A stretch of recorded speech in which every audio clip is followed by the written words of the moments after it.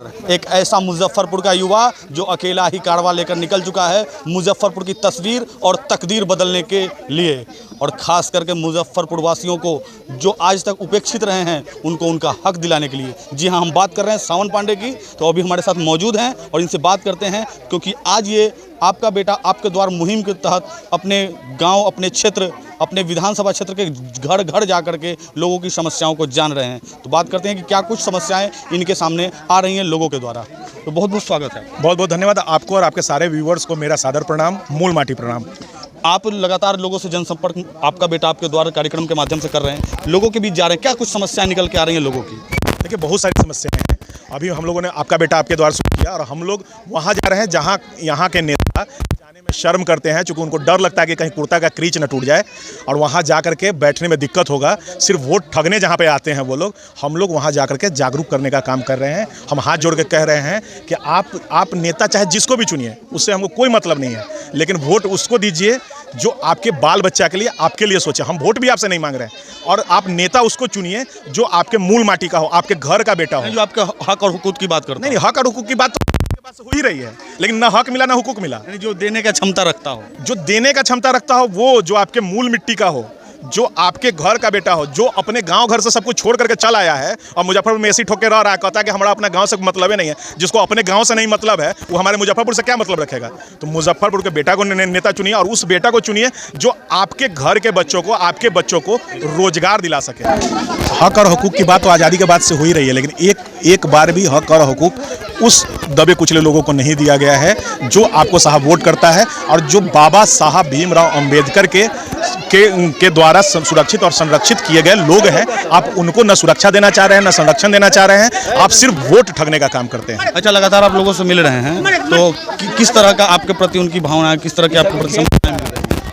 देखिए, लोगों से मिल रहे हैं, आप तो ग्राउंड रिपोर्टिंग कर रहे हैं। देखिए लोगों का कैसे आशीर्वाद और प्यार मिल रहा है। विशेष मैं क्या कहूँ, हमारा घर है मुजफ्फरपुर, हम मुजफ्फरपुर को संवारने निकले हैं।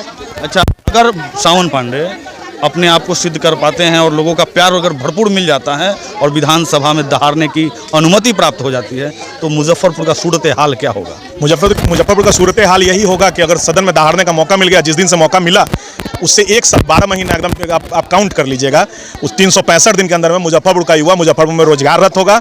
मुजफ्फरपुर की माताएं बहनें जो समूह लोन और सुरक्षा को लेकर के जो परेशान हैं, वो सुरक्षा मिलेगा, उस समूह लोन से मुक्ति मिलेगी, और घर में कुटीर उद्योग मिल जाएगा। बात अभी सिर्फ रोजगार पे होगी, नाली गली तो उसके साथ साथ बनते रहेगा, उसको बनवा दिया जाएगा, मुजफ्फरपुर को चमका दिया जाएगा। बिहार की आज़ादी की लड़ाई है ना, लोग कह रहे हैं कि बिहार की आज़ादी की लड़ाई है, तो वो आज़ादी की लड़ाई मुजफ्फरपुर नगर विधानसभा 94 से शुरू हो चुका है। मुजफ्फरपुर नगर विधानसभा 94 को चमका करके, मजबूत करके, चूंकि मूल माटी मुजफ्फरपुर की लड़ाई है, मूल माटी मुजफ्फरपुर को मजबूत करना है, मुजफ्फरपुर के युवाओं को मुजफ्फरपुर में रोजगार देना है, और मुजफ्फरपुर का लड़का कहीं भी दिल्ली बॉम्बे में धक्का नहीं खाएगा, ये गारंटी है हमारी। अच्छा, तो मुजफ्फरपुर के विधानसभा को सावन पांडे क्या संता बनता की कहानी से निजात दिला पाएंगे? देखिए, संता बनता नहीं है, संता बनता होते तो हंस हंस के जिंदगी चला जाता हम लोगों का। ये लोग तो नागनाथ और सांपनाथ हैं। डसी मुजफ्फरपुर की जनता जा रही है, ठीक है ना। जीतता कोई और है, जीत तो जाते ही है कोई ना कोई, हार मुजफ्फरपुर की जनता जाती है, कड़ाहती मुजफ्फरपुर की जनता है, रो रहा मुजफ्फरपुर है। आज हमारे बाबा गरीबनाथ धाम का भी जो हालत लोगों ने किया है, इन नेताओं ने, शर्म आती है मुझे इनको अपना नेता बोलने में।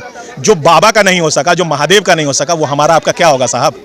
अच्छा, मुजफ्फरपुर विधानसभा में जब भी आप इन मीडिया साक्षात्कार करते हैं तो लगातार सोफे से शहर की बात बड़ा जोर से चलती है, तो ये फिर से एक बार बता दें कि सोफे से शहर है क्या?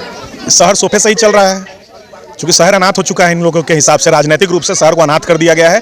पंकज मार्केट भर ही नगर विधानसभा दिख रहा है। सोफा पर बैठे हुए हैं साहब, छोटकी मोबाइल लेकर के टिपिर टिपिर करते रहते हैं।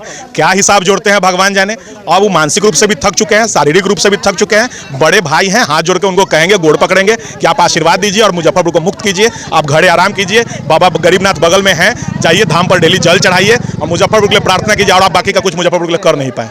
अच्छा, आपका बेटा आपके द्वारा जो आपका मुहिम चल रहा है, तो क्या लग रहा है कि आपके इस प्रयास से मुजफ्फरपुर जागरूक हो जाएगा? देखिए, मैं पूरे मुजफ्फरपुर के लोगों को समझाऊंगा, 3-3.5 लाख लोग अगर हैं, इन लोगों को समझाऊंगा। अगर इसमें से अगर मैं 50,000, 25,000, 10,000, 1,000 लोग को भी समझाने में सक्षम रहा, 1,000 लोग अगर अपने नेताओं से सवाल करने लगे कि आप हमारे बच्चों के लिए क्या कीजिएगा, हमारे लिए क्या कीजिएगा, मैं इसी में सफल हूँ। बहुत विधायक और सांसद बनने का ख्वाहिश नहीं है, उस रुतबे में आज भी जीता हूँ। और कहीं भी जाता हूँ ना देश में, मैं आपको जानकारी दे दूँ और आप लोग जानते भी हैं कि देश के किसी भी विधायक और किसी भी सांसद से मिलने के लिए सावन पांडे को सोचने की आवश्यकता नहीं है, कॉल पर उनसे बात हमारी हो जाती है। तो मैं सांसद और विधायक के लिए बहुत बहुत कोशिश नहीं कर रहा हूँ। मैं अपने मुजफ्फरपुर को चमकाने के लिए और मुजफ्फरपुर के लोगों का आशीर्वाद प्राप्त करने के लिए घूम रहा हूँ, अपने मुजफ्फरपुर को मजबूत करने के लिए घूम रहा हूँ। धन्यवाद।